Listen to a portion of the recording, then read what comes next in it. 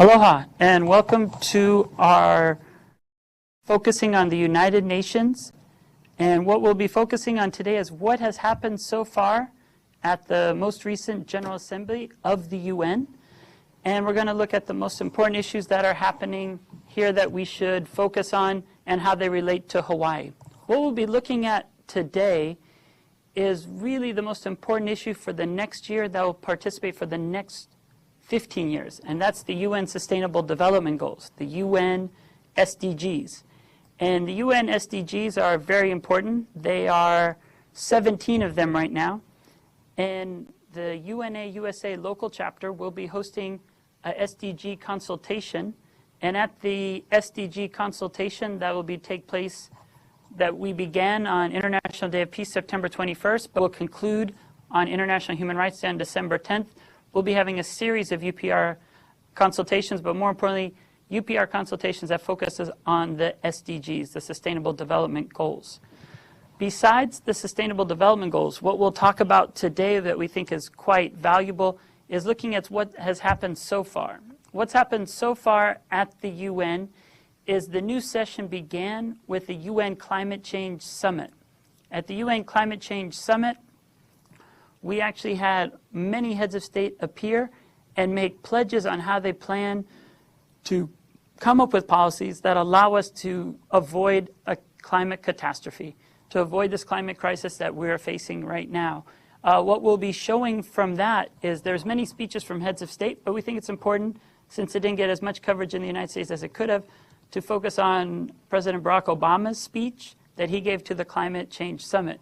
Another element that we want to include that we think is quite valuable is also the closing speech of the opening address. There we had a UH Manoa graduate come and speak from the Marshall Islands. She actually gave an amazing poem, so we'll feature that as well because she made a poem to her brand new baby about not worrying because the commitment that she makes, as well as all the people that have participated in the climate march that brought over 400,000 people to the streets of New York the day before. The other part that we'll feature as well, which I think will be quite valuable, is actually the UN World Conference on Indigenous Peoples.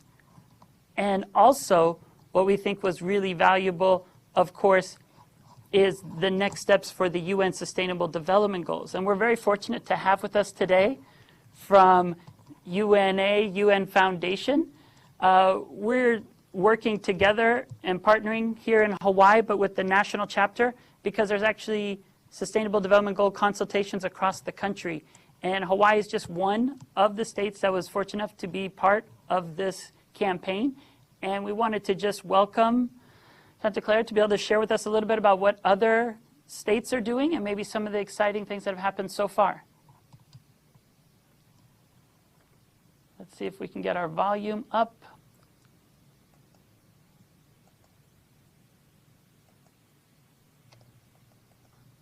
Just a second, we're going to get it. Do you see over there where we can? Can you hear me? Yes, we can. Perfect. I think you might have muted yourself. I can't hear you, but. How about now? Yeah, so okay. I'm good to go. All right. Okay. So, as Josh was saying, we have, over the past couple of weeks, been having these consultations focused on the Sustainable Development Goals that have been taking place in states and cities all around the country. When the initiative started, we selected 33 to hold these consultations, and basically the purpose of these consultations is to help to educate communities about the post-2015 development agenda. A lot of people don't understand what's happening after the Millennium Development Goals expire. They don't understand that it's a process in place, or that's taking place now, and in the hopes of determining what will succeed the Millennium Development Goals. And so we are hoping to educate communities about that, but then also sort of gain input from the communities on what they want to see in the post-2015 development agenda, and then from there kind of get their support, their long-term support, so that whatever is implemented, whatever is decided upon, will be supported by people in that community, and they can kind of work with their local elected officials or their federally elected officials, with organizations to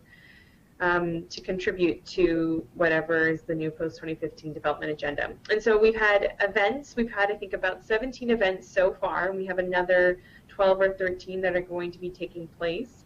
And they've been really, really great. I mean, one event which took place in Westchester, New York, had about 115 people there, and what was really exciting about it was there were about 75 students between, middle school and college age students that were there and engaging in this process. And that's been something we've really wanted to make sure was a voice that is heard in these consultations and these discussions with young people, and getting them, because it's something that will be affecting them from 2015 till 2030, and is what will sort of be a part of their life, and so it's an important thing for us.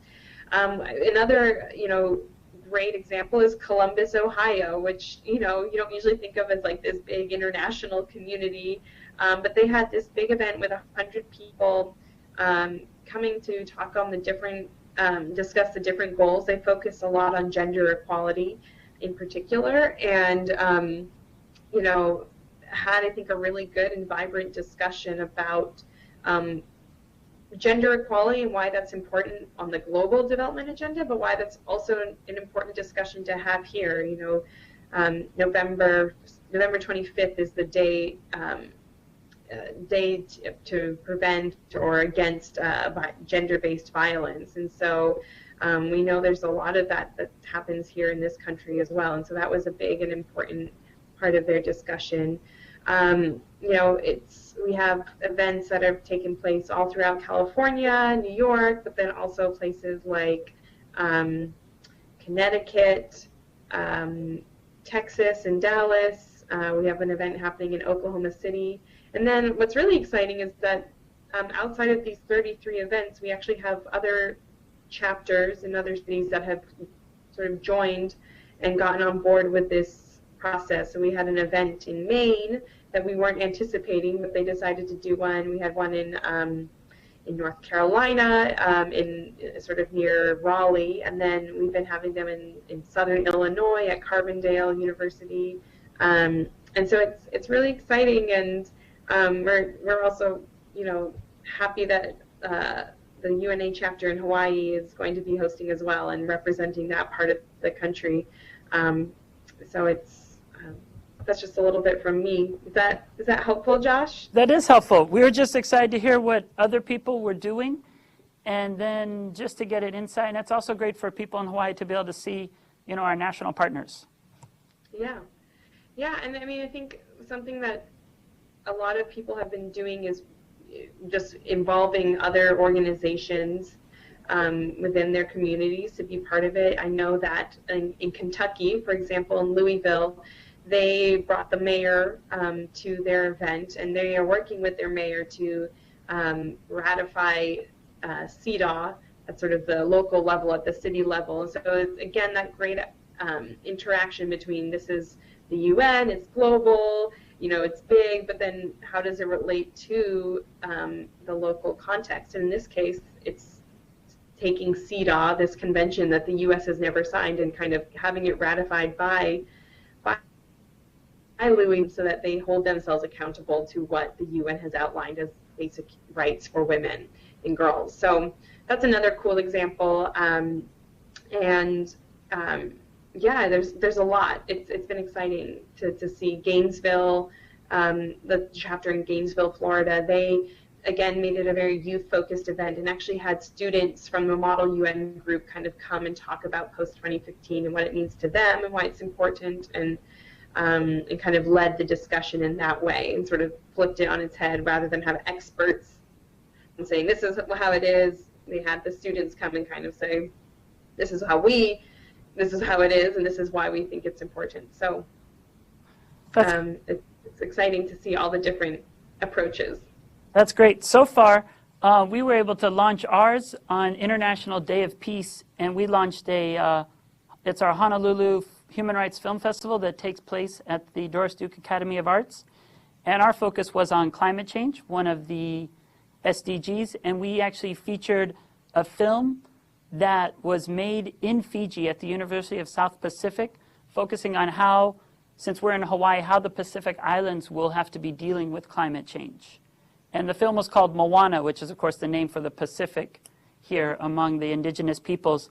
And we also had the filmmaker, Vilsoni Hereniko, on the panel, as well as a professor from the Solomon Islands, and then another professor from Tonga and Fiji to be able to describe what's going on. So that was a very important event for us for our kickoff.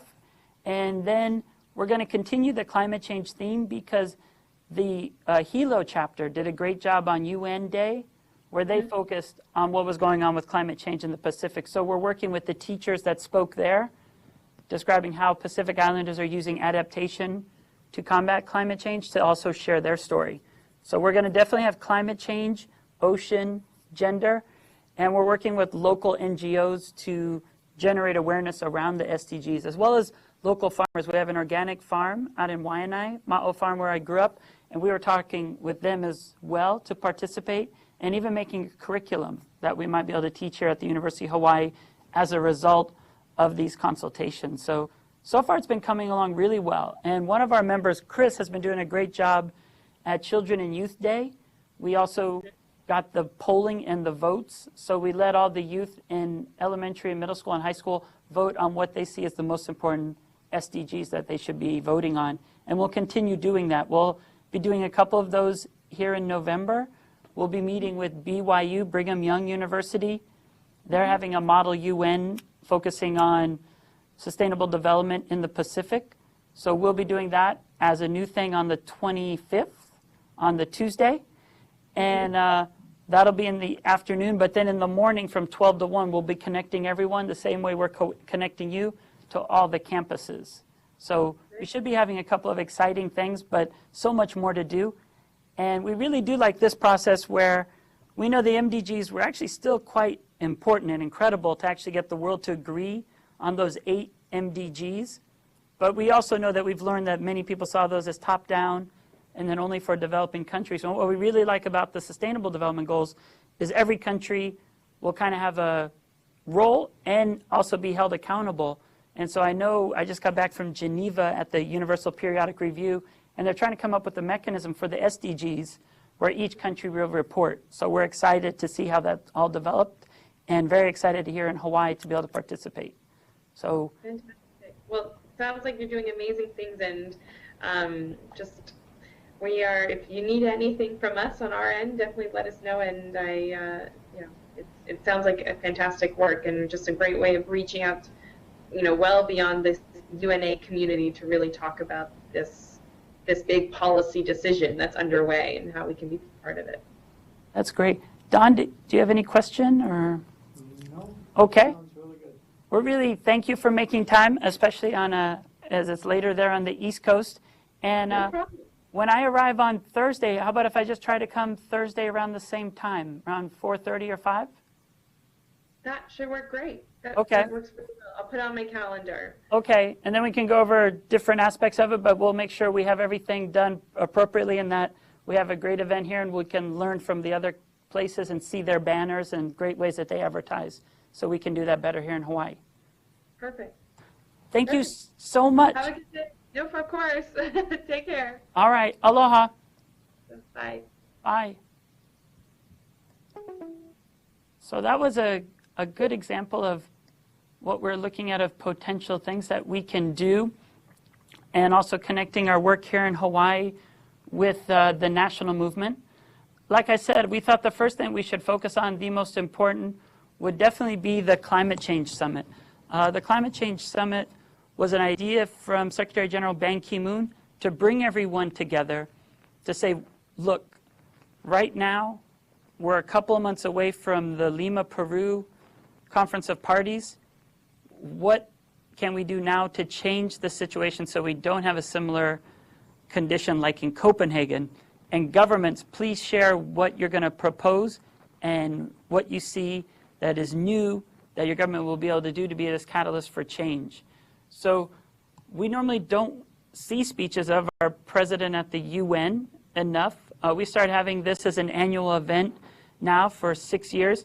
And so this climate change summit, we have the speech from Barack Obama, so we'll show that first. Then we'll show the closing statement by Kathy. And then we'll look at the World Conference on Indigenous Peoples that also wrapped up.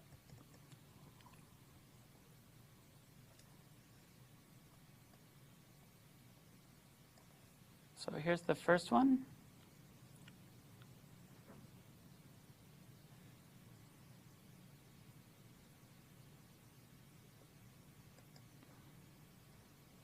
President, the Secretary General, fellow leaders, for all the immediate challenges that we gathered to address this week, terrorism, instability, inequality, disease, there's one issue that will define the contours of this century more dramatically than any other, and that is the urgent and growing threat of a changing climate. 5 years have passed since many of us met in Copenhagen. And since then, our understanding of climate change has advanced, both in the deepening science that says this once distant threat has moved firmly into the present, and into the sting of more frequent extreme weather events that show us exactly what these changes may mean for future generations. No nation is immune. In America, the past decade has been our hottest on record. Along our eastern coast, the city of Miami now floods at high tide. In our west, wildfire season now stretches most of the year.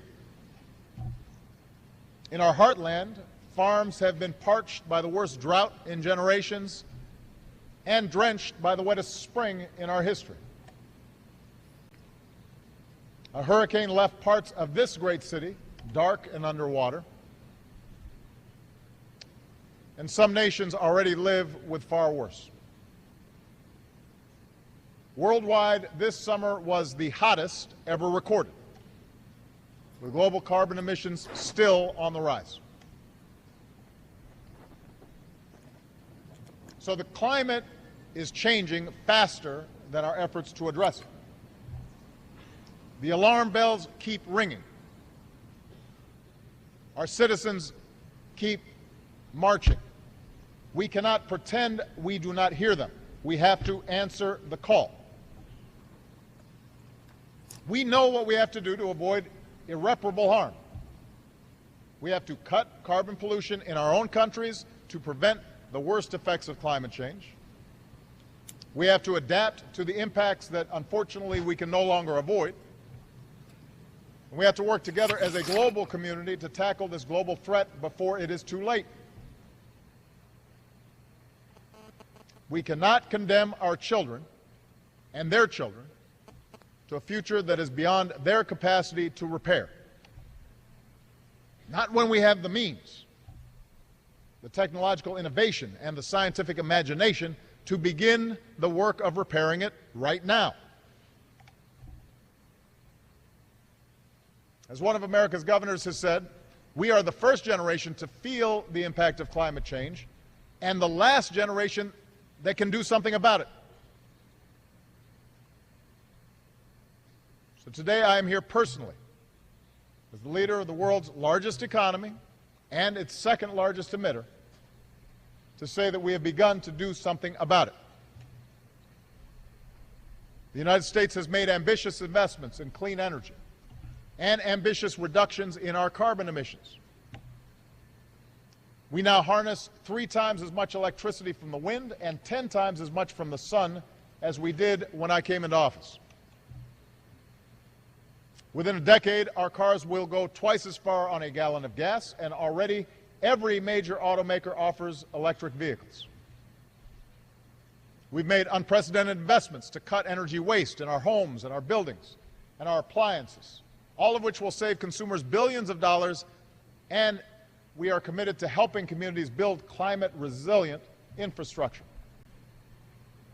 So all told, these advances have helped create jobs, grow our economy, and drive our carbon pollution to its lowest levels in nearly 2 decades, proving that there does not have to be a conflict between a sound environment and strong economic growth. Over the past 8 years, the United States has reduced our total carbon pollution by more than any other nation on Earth. But we have to do more. Last year, I issued America's first climate action plan to double down on our efforts. Under that plan, my administration is working with states and utilities to set first-ever standards to cut the amount of carbon pollution our power plants can dump into the air. And when completed, this will mark the single most important and significant step the United States has ever taken to reduce our carbon emissions. Last week alone, we announced an array of new actions in renewable energy and energy efficiency that will save consumers more than $10 billion on their energy bills and cut carbon pollution by nearly 300 million metric tons through 2030. That's the equivalent of taking more than 60 million cars off the road for 1 year. I also convened a group of private sector leaders who have agreed to do their part to slash consumption of dangerous greenhouse gases known as HFCs, slash them 80% by 2050. And already more than 100 nations have agreed to launch talks to phase down HFCs under the Montreal Protocol. The same agreement the world used successfully to phase out ozone-depleting chemicals. And this is something that President Xi of China and I have worked on together. Just a few minutes ago, I met with Chinese Vice Premier Zhang Guoli and reiterated my belief that as the 2 largest economies and emitters in the world, we have a special responsibility to lead. That's what big nations have to do.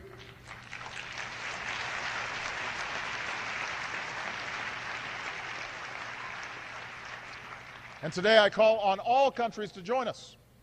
Not next year or the year after that, but right now. Because no nation can meet this global threat alone.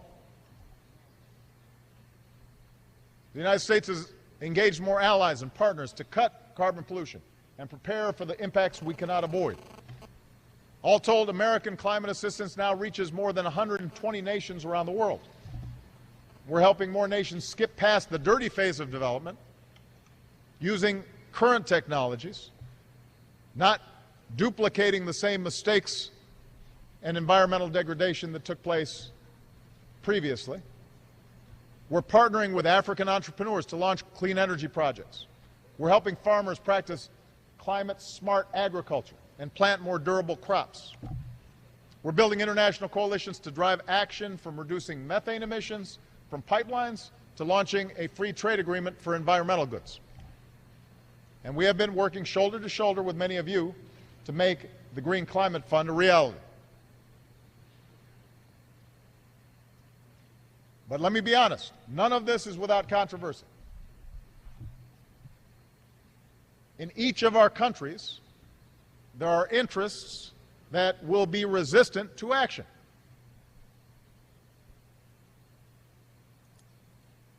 And in each country, there is a suspicion that if we act and other countries don't, that we will be at an economic disadvantage.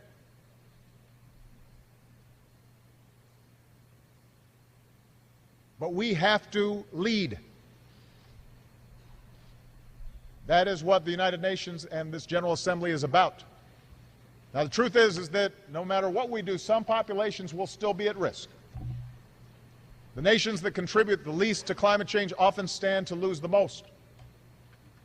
And that's why, since I took office, the United States has expanded our direct adaptation assistance 8-fold. And we're going to do more. Today, I'm directing our federal agencies to begin factoring climate resilience into our international development programs and investments. And I'm announcing a new effort to deploy the unique scientific and technological capabilities of the United States, from climate data to early warning systems. So this effort includes a new partnership that will draw on the resources and expertise of our leading private sector companies and philanthropies to help vulnerable nations better prepare for weather-related disasters and better plan for long-term threats like steadily rising seas. Yes, this is hard, but there should be no question that the United States of America is stepping up to the plate. We recognize our role in creating this problem. We embrace our responsibility to combat it. We will do our part, and we will help developing nations do theirs. But we can only succeed in combating climate change if we are joined in this effort by every nation, developed and developing alike. Nobody gets a pass. The emerging economies that have experienced some of the most dynamic growth in recent years have also emitted rising levels of carbon pollution. It is those emerging economies that are likely to produce more and more carbon emissions in the years to come. So nobody can stand on the sidelines on this issue. We have to set aside the old divides. We have to raise our collective ambition, each of us doing what we can to confront this global challenge. This time we need an agreement that reflects economic realities in the next decade and beyond. It must be ambitious, because that's what the scale of this challenge demands. It must be inclusive, because every country must play its part. And yes, it must be flexible, because different nations have different circumstances. 5 years ago, I pledged America would reduce our carbon emissions in the range of 17% below 2005 levels by the year 2020. America will meet that target. And by early next year, we will put forward our next emission target, reflecting our confidence in the ability of our technological entrepreneurs and scientific innovators to lead the way. So today I call on all major economies to do the same. For I believe in the words of Dr. King that there is such a thing as being too late. And for the sake of future generations, our generation must move toward a global compact to confront a changing climate while we still can. This challenge demands our ambition. Our children deserve such ambition. And if we act now, if we can look beyond the swarm of current events and some of the economic challenges and political challenges involved, if we place the air that our children will breathe and the food that they will eat and the hopes and dreams of all posterity above our own short-term interests, we may not be too late for them. While you and I may not live to see all the fruits of our labor, we can act to see that the century ahead is marked not by conflict but by cooperation, not by human suffering but by human progress, and that the world we leave to our children and our children's children will be cleaner and healthier and more prosperous and secure. Thank you very much. Thank you.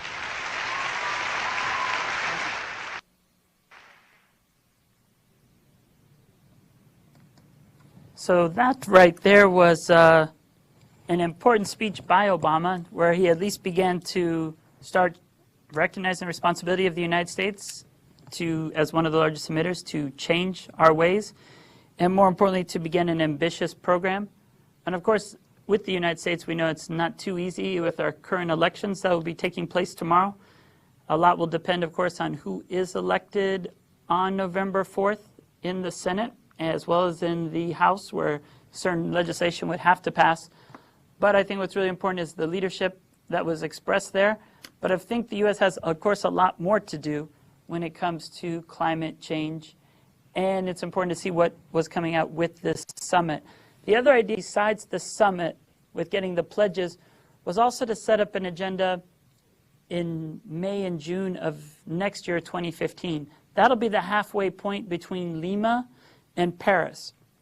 Paris, there'll have to be a legally binding treaty regarding climate change.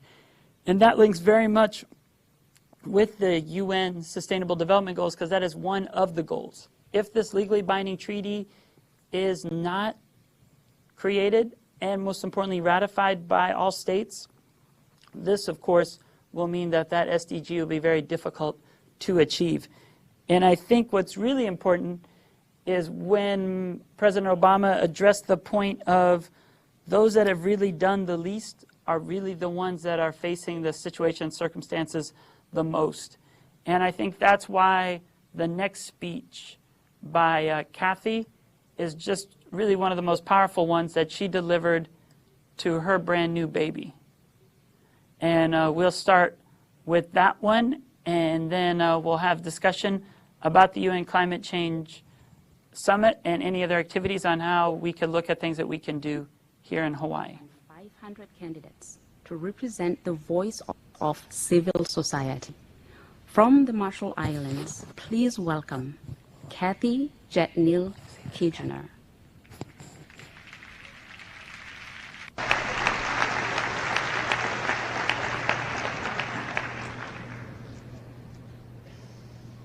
Yahweh Molib. My family and I have traveled a long way to be here today, all the way from the Marshall Islands. The Marshall Islands encompasses more than 2 million square kilometers of ocean, and so it makes sense that our culture is one of voyaging and navigation. One of our most beloved legends features a canoe race between 10 brothers. Their mother, holding a heavy bundle, begged each of her sons for a ride on their canoe. But only the youngest listened and took her along for the ride, not knowing that his mother was carrying the first sail. With the sail, he won the race and became chief. The moral of the story is to honor your mother and the challenges life brings. Climate change is a challenge that few want to take on, but the price of inaction is so high. Those of us from Oceania are already experiencing it firsthand. We've seen waves crashing into our homes and our breadfruit trees wither from the salt and drought. We look at our children and wonder how they will know themselves or their culture should we lose our islands. Climate change affects not only us islanders, it threatens the entire world. To tackle it, we need a radical change of course. This isn't easy, I know. It means ending carbon pollution within my lifetime. It means supporting those of us most affected to prepare for unavoidable climate impacts. And it means taking responsibility for irreversible loss and damage caused by greenhouse gas emissions. The people who support this movement are Indigenous mothers like me, families like mine, and millions more, standing up for the changes needed and working to make them happen. I ask world leaders to take us all along on your ride. We won't slow you down. We'll help you win the most important race of all, the race to save humanity. I would now like to share with you a poem that I have written for my daughter, Matefele Benham.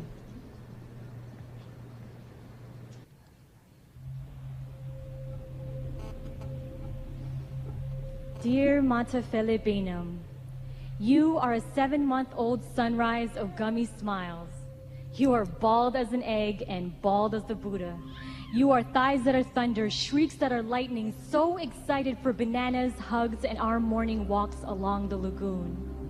Dear Matefele Benham, I want to tell you about that lagoon, that lazy lounging lagoon, lounging against the sunrise. Men say that one day that lagoon will devour you. They say it will gnaw at the shoreline, chew at the roots of your breadfruit trees, gulp down rows of seawalls, and crunch through your island's shattered bones. They say you, your daughter, and your granddaughter too, will wander, rootless, with only a passport to call home. Dear Matefele Benham, don't cry.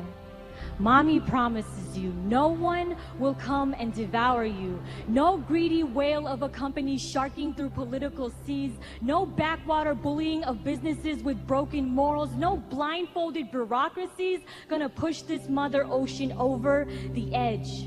No one's drowning, baby. No one's moving. No one's losing their homeland. No one's becoming a climate change refugee. Or should I say, no one else. To the Carteret Islanders of Papua New Guinea and to the Taro Islanders of Fiji, I take this moment to apologize to you. We are drawing the line here because we, baby, are going to fight. Your mommy, daddy, boo-boo, Jima, your country, and your president too, we will all fight.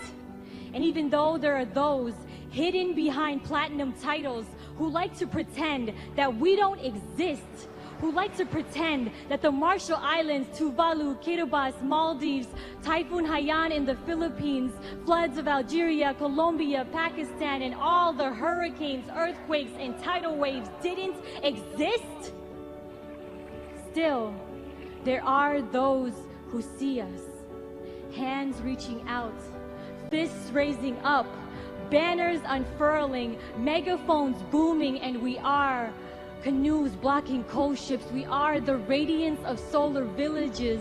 We are the fresh, clean soil of the farmers past.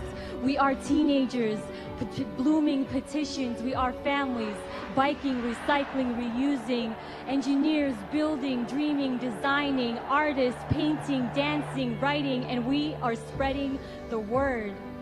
And there are thousands out on the streets, marching hand in hand, chanting for change now. And they're marching for you, baby. They're marching for us because we deserve to do more than just survive. We deserve to thrive. Dear Mata Filipinum, you are eyes heavy with drowsy weight. So just close those eyes and sleep in peace. Because we won't let you down. You'll see.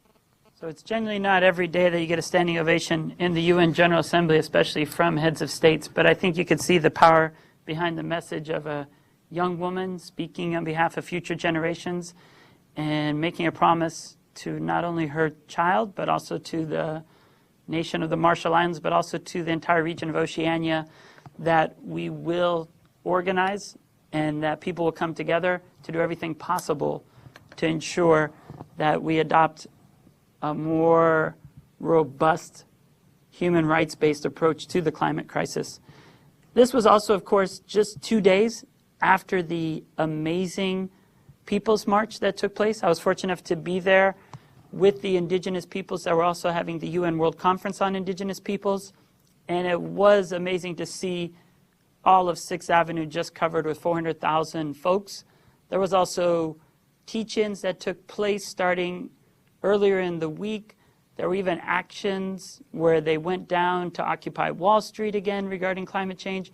But it was a very full week bringing activists, academics, advocates from around the world to come together to, one, let their leaders know that we know you're meeting here at this UN General Assembly. We know every third Tuesday of every September, this is when this entire process starts. But more importantly, we the people are going to make sure that we can really demand and hope for a better process in the future. And that was quite important to see the UN Climate Change Summit. The other meeting that was quite important that won't take place that often as well was the first ever UN World Conference on Indigenous People. The UN World Conference on Indigenous Peoples was started with a resolution in Bolivia. Bolivia brought this resolution to the General Assembly to have a high-level political meeting that would be known as the UN World Conference on Indigenous Peoples.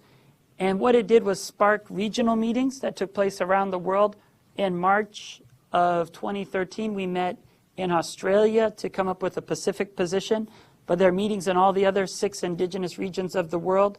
And then last summer they met in Alta, Norway, to come with the Alta Declaration, where thousands of indigenous peoples came together to see what they would propose for this World Conference on Indigenous Peoples. Then there was an entire year where maybe not enough happened. And then, of course, in May, the process really did get launched with a session in May, another meeting in June, another meeting in July, and the final negotiation in August. And what then came about, of course, was the 2-day summit that took place on Monday and Tuesday, the 22nd and 23rd of September. What we're going to show is just a short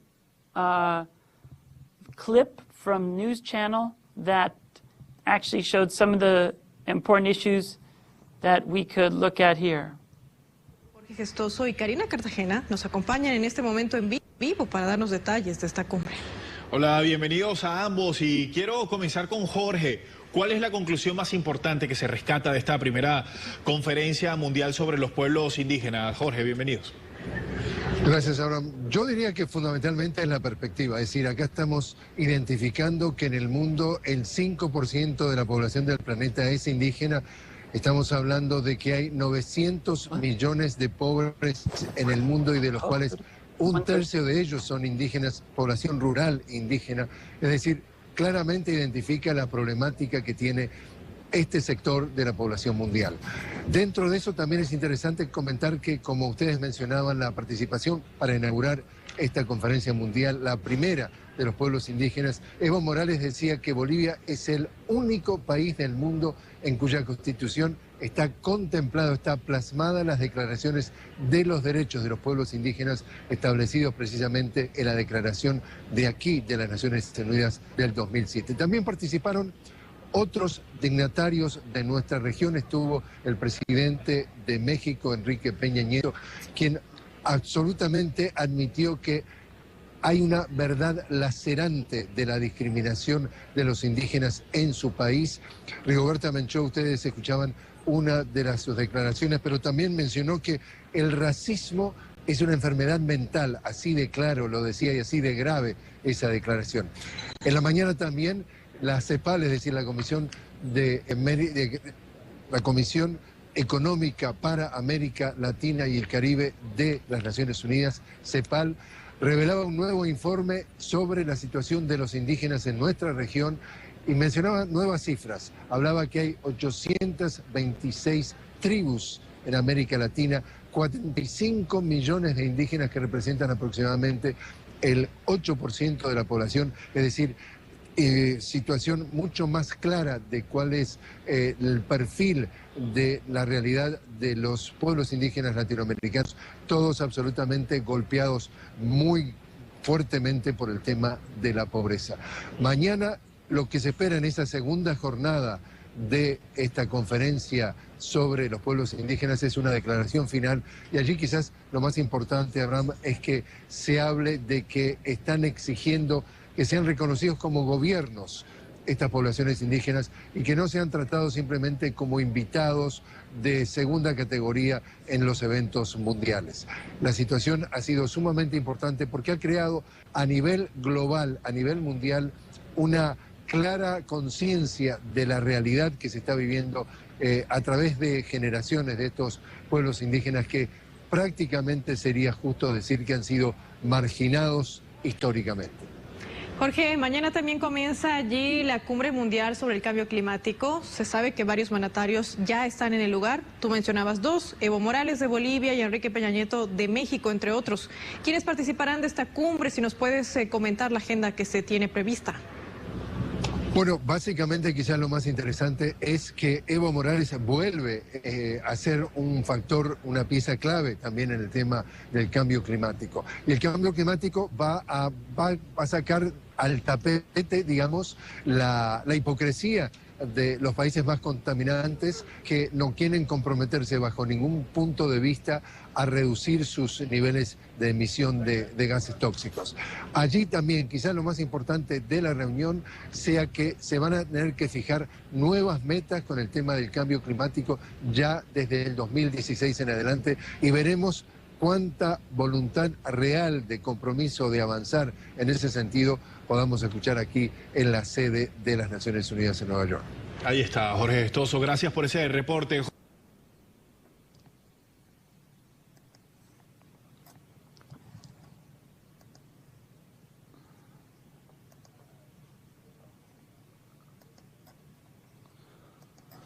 So that was a brief summary of some of the important issues that came up. While attending the UN World Conference on Indigenous Peoples, the actual adoption of the outcome document had some important elements that I think shows new levels really in international governance. Three that stand out, first and foremost, is that there will be an Undersecretary General for Indigenous Peoples. This person will serve directly underneath the Secretary General and will report to the General Assembly regarding Indigenous peoples' rights around the world, and also be responsible to actually mainstream Indigenous rights through the UN specialized agencies. Most of us know only of UNICEF around Halloween time, but of course UNESCO, Office of the High Commissioner for Human Rights, UN High Commissioner for Refugees, the World Intellectual Property Organization, the World Health Organization, and be able to then mainstream Indigenous rights through all of those. Another important point, besides just this new Undersecretary General, which will be quite important at the headquarters in New York, is Indigenous governments and Indigenous peoples have a special status. Most people now participate with an ECOSOC status, an economic and social cultural rights status that you fill out as an NGO. But Indigenous peoples have been claiming, of course, we're not NGOs, we are Indigenous peoples. And that new status has been agreed to, and they'll be working on the document that then will create a new observer status for Indigenous peoples. And the final thing that came out was that there would be a way to enforce the UN Declaration on the Rights of Indigenous Peoples and its 46 articles. What it would do is that they were looking at revamping and kind of remodeling the UN Expert Mechanism on the Rights of Indigenous Peoples, MRIP, which meets every July. They're going to modify it so that it can actually review how states are implementing the declaration. And of course, that's very important. Evo Morales was featured because they did integrate the UN Declaration on the Rights of Indigenous Peoples into the Bolivian Constitution. But of course, there's a lot more to do. There's an implementation gap. And they believe by reforming the actual MRIP, it will be a space to be able to bring issues by Indigenous peoples, but also for states and Indigenous peoples to have a constructive dialogue. So those are really the three new things that came out of this UN World Conference on Indigenous Peoples. And it will be seen how that is implemented, but really the Climate Change Summit and the World Conference, two very important aspects of what's going on. There'll be a follow-up to the World Conference starting tomorrow in Chiang Mai in Thailand, where the Global Coordinating Committee the Global Coordinating Group will meet, and they will actually share some of the most important issues and, more importantly, explore next steps of how the Global Coordinating Group will be able to represent the 7 regions and how we'll be able to implement these important outcome document and its recommendations. That is kind of a focus of what did happen at the UN and what we can look at.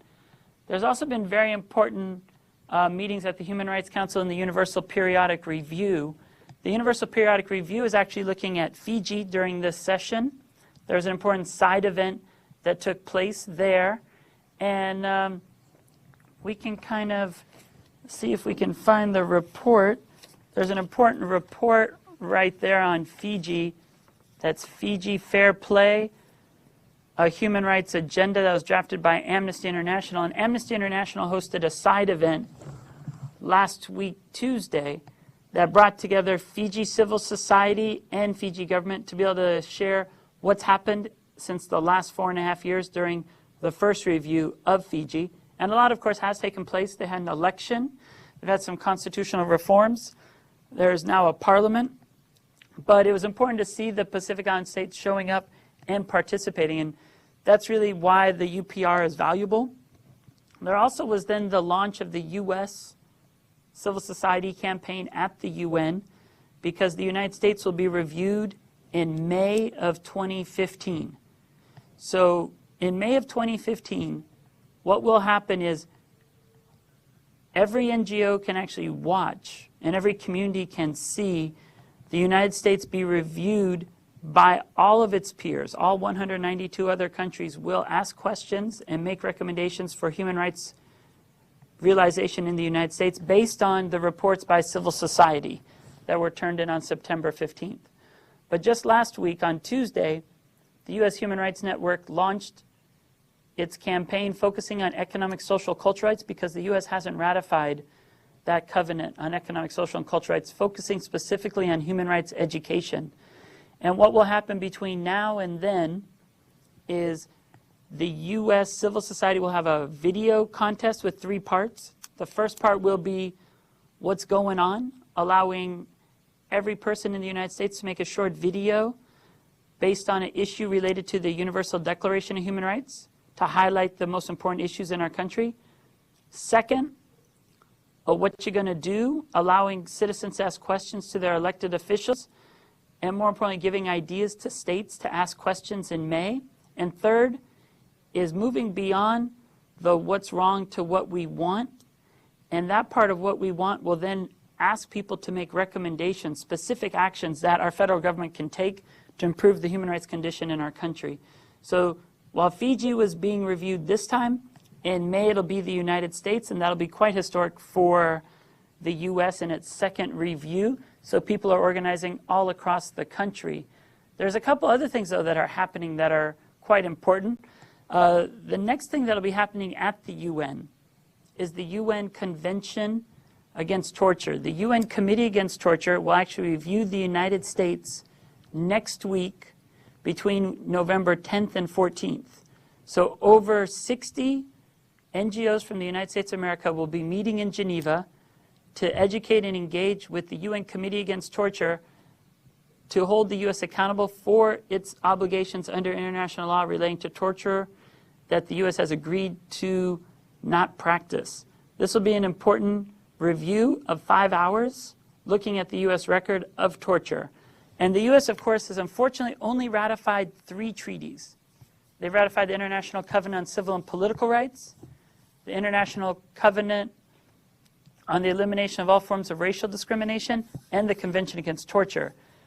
We've actually been reviewed in March at the Human Rights Committee on Civil and Political Rights, in August on racial discrimination, and now November will be CAT, and then that will be a full review of all the different treaties that we've ratified. So we'll talk a little bit on 11/25 for our last session of our 6th annual Human Rights Sustainability Campus Community Dialogue, but we'll of course begin working in 2015 about the UPR and actions we can take.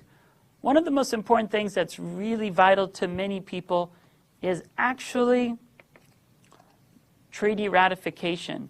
And one of the most important treaties that's up for adoption and most importantly ratification is the UN Convention on the Rights of Persons with Disabilities. How much money do you have in your pocket right now? I have $40. 21? Could something that small...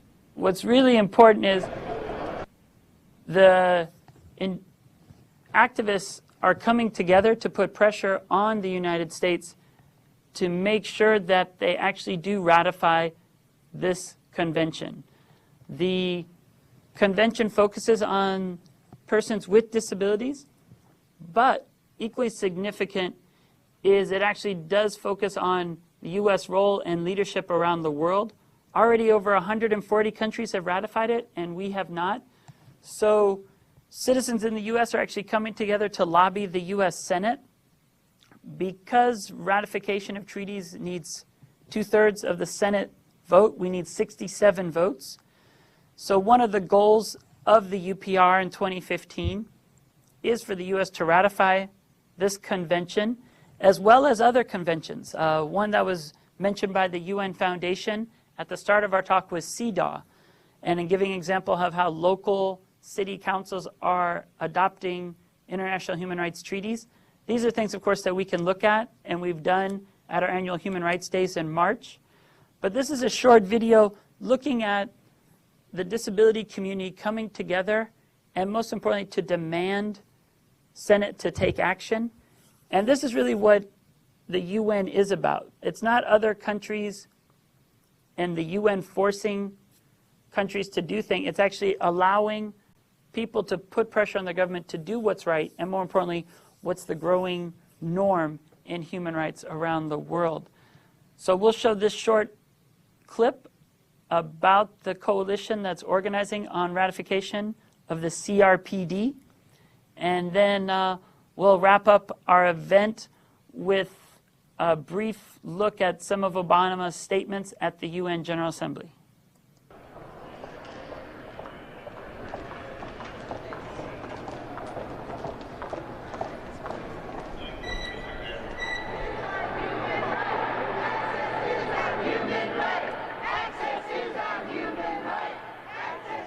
Have your attention, please. My name is Lieutenant Samuel Faz Jr., the United States Capitol Police. You are engaging in unlawful activity. You are hereby ordered to cease and desist, or you will be arrested. We are here to push the Senate to ratify the Convention on the Rights of People with Disabilities. And what we know in the U.S. is people are aging into their disabilities. So this issue is one that affects most people. We have 20 million veterans in this country, and 5.5 million of them have a disability. So it's a personal connection. And a lot of them sustain those disabilities serving in conflicts around the world, far off the shore of the United States. So we've been in strong support of the CRPD. Well, I think that if we can get the CRPD on the floor, I believe we'll have the votes. The problem is there's 2 or 3 people in the Senate that hate the United Nations, think this will take away our sovereignty, so they're going to do everything they can to stop it and block it. That's the problem we have. You know what? Finally, a righteous mission of worldwide equal rights for the disabled, with the support of war heroes and Senate elder statesmen. In a world gone mad, America can lead and reclaim its exceptional moral authority. They needed 66 votes. It's a treaty, 2/3 of the Senate, and it failed. Okay, can you make your announcement again, please, sir? Can you just make your announcement again? I don't know if they were paying attention very well, okay? May I have your attention? My name is Lieutenant Samuel Faz Jr. of the United States Capitol Police. You are engaging in unlawful activity, and you are ordered to cease and desist, or you will be placed under arrest. Well, if I want to travel overseas, by us not supporting the CRPD, it means that I don't have the same equal access to transportation services and buildings in other countries that I would have here. This is the kind of injustice that people with disabilities face. In America, we all rallied for the ADA, we've rallied for Olmstead. And here in America, we are trying to undo years of wrong policy by institutionalizing people through Olmstead implementation. Many of these very same senators that we're trying to reach voted in support of the ADA, voted in support of the ADA Amendments Act. We need to go in and ask them not to abandon us and to vote for us and the 1 billion people around the world. I have been working for 20 years, and what I have witnessed is that one of the great human rights violations, the most pervasive human rights violations in the world today, are that children and adults with disabilities are still being put away in institutions. They're called orphanages, they're called psychiatric facilities, they're called nursing homes. The world's changed, it's smaller, people travel. More people with disabilities have jobs that take them overseas. So more people are in business, more people are traveling. Not only that, we have new technologies, software programs and hardware that is so much different than what we had 25 years ago. I'm here because Americans deserve to have the ability to work, study, volunteer, travel around the world. We should have been number 1. Instead, if we ratify this week, we'll be 149. But we'll take 149 because our brothers and sisters all over the world are counting on us. So we understand that a lot of them are concerned about their elections, But we think they should be just as concerned about us as they are about the minority of people who spread a campaign of lies and misinformation to frighten families and to get them to turn out in huge numbers. We don't have a lot of money, but we have all these people, and for every person here, there's thousands more that they represent back home. I've been working on the CRPD now for 14 years. 14 years. First, to work to get the UN to write it and pass it, and now for these last 4 or 5 years to get the United States to ratify it. I know all of you join me in the sense of outrage, sadness, shame, that we feel that the United States of America has not yet ratified this treaty. And if we were to adopt this treaty and say, we will hold ourselves to the same standards as all countries around the world, look at us according to those standards, then we'll be in a much stronger position to point fingers and to say, you cannot put people away because they have a disability, you cannot treat them as subhuman, you cannot let the children die just because they have a disability. If we're going to have that moral leadership, we have to ratify this treaty. What a fantastic showing from our community in the Hart Senate office building. These advocates are now hitting the offices, reminding that they are watching this vote. We stand together. We won't be divided. We're going to ratify the CRPD thanks to these folks' voices.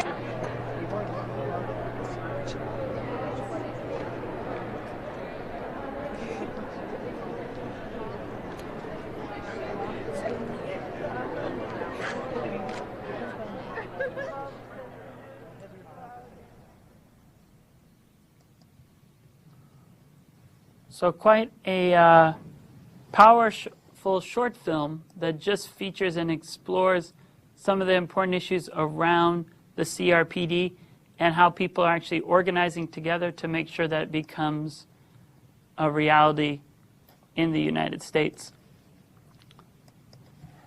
That really brings us to almost the end of our program that's focusing specifically on all of the developments happening at the United Nations. It's been quite an amazing session so far that was launched in September. It's been one where the U.S. is more involved than in many previous years. We have definitely, in the human rights field, actually will conclude with everything we've ratified next week at the Committee Against Torture. At the UN Climate Change Summit, we actually did have our head of state speak, which isn't always the case. And also, U.S. played a very active role at the UN World Conference on Indigenous Peoples as well. Of course, the important speech is the one that the heads of state give every year, and that is one where the states say what their priorities are. And of course, during that week in New York, everything's going on. There's the Global Clinton Foundation initiative. There's meetings all around the city. But what we thought we'd conclude with then is just some of Barack Obama's words at the opening of the UN General Assembly. And what happens every year is all the heads of state, all 193 speak and give the priorities of what they want to concentrate on. And it's really important for us to see if our president's really saying what we think is most important. In a way, it's kind of like the State of the Union, but it's the State of the Union for the world. It's the state of the world, where different heads of state say what the most important challenges are of what we'll look at. It's also important to think about what is next, and I think one of the things that we talked about that's quite valuable is the Sustainable Development Goals, the SDGs. We'll be looking at those at our next session on the 25th. On the 25th of November, we'll be having activities from 12 to 1:30 with all of the islands coming together to look at some of the 17 Sustainable Development Goals and giving examples of how they're actually being engaged at here at the Hawaii level, here in the islands. Then we'll also have a Model UN in the evening at Brigham Young University that will look at that. And then we're hoping for an event on the 26th, really on the eve of Thanksgiving, that will look at the Sustainable Development Goals, and more importantly, examples of social change here in Hawaii and how people are coordinating and organizing. That will then put us to the end of the semester and the year. There, of course, will be the commemoration of the anniversary of the UN Declaration of Human Rights, the Universal Declaration of Human Rights, known as the UDHR. And then, of course, we'll start off January with a new series focusing on the important thing of the opening of the legislature, but also really that phase of the Universal Periodic Review and what we need to do next. So we'll conclude now with some short statements by President Barack Obama here at the UN and what he sees as the priorities for the United States.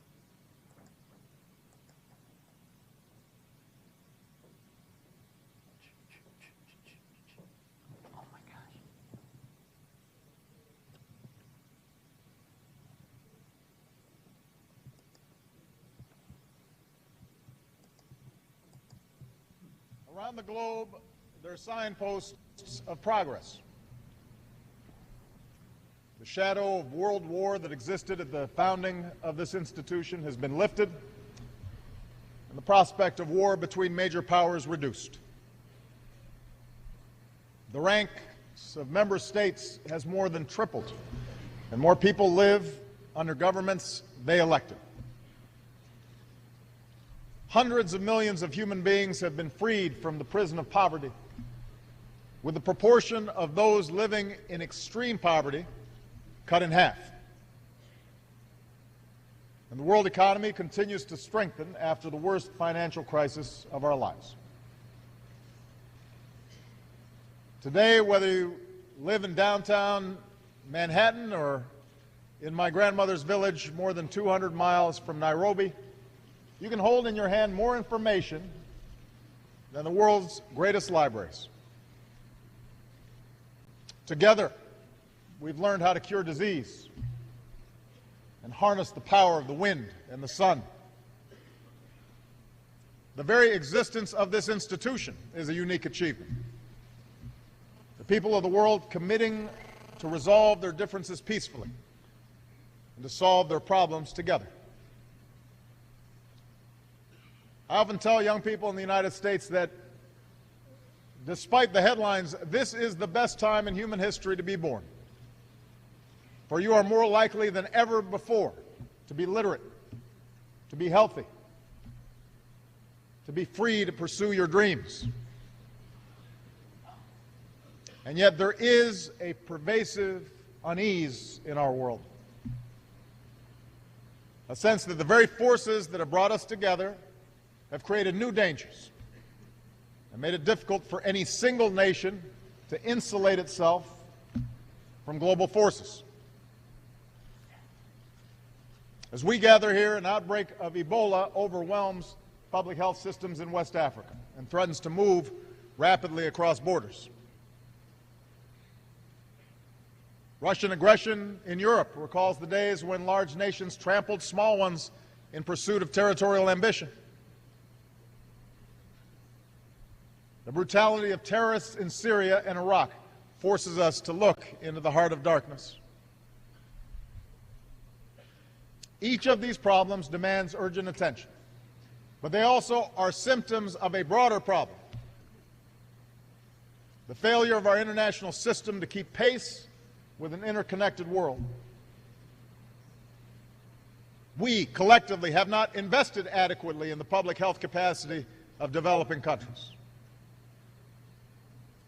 Too often we have failed to enforce international norms when it's inconvenient to do so. And we have not confronted forcefully enough the intolerance, sectarianism, and hopelessness that feeds violent extremism in too many parts of the globe. Fellow delegates, we come together as United Nations with a choice to make. We can renew the international system that has enabled so much progress, or we can allow ourselves to be pulled back by an undertow of instability.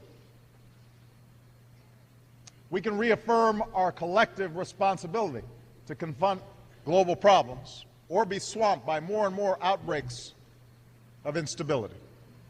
And for America, the choice is clear. We choose hope over fear. We see the future not as something out of our control, but as something we can shape for the better through concerted and collective effort. We reject fatalism or cynicism when it comes to human affairs. We choose to work for the world as it should be, as our children deserve it to be.